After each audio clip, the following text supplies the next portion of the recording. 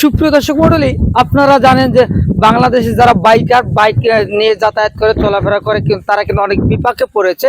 তারা কিন্তু তেলে পাম্পে গিয়ে কখনোই তেল পাচ্ছে না, সিরিয়াল বাই সিরিয়াল ধরেও তারা কিন্তু তেল পাচ্ছে না, ঘন্টার পর ঘন্টা থেকেও শেষ পর্যন্ত তারা কিন্তু খালি হাতে চলে যাচ্ছে। তাই আমি একটি বাইক কিনেছিলাম, অনেক দিন থেকে বাইকটি চালাচ্ছিলাম, কিন্তু তেলের অভাবে, তেলের সংকটে কিন্তু সেই বাইকটি চালাতে পারছি না।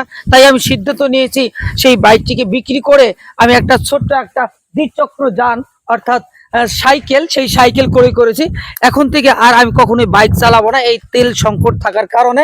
এখন থেকে আমি সবসময় এই দ্বিচক্র যান, এই সাইকেল নিয়ে সবসময় যাতায়াত করি। তবে দুঃখের বিষয়, আসলে আমাকে 14 কিলোমিটার যেতে হয় প্রতিদিন নিয়মিত। সেই 14 কিলোমিটার কিন্তু আমাকে অবশ্যই সেই বাইক থেকে কিন্তু সাইকেলে যেতে হবে।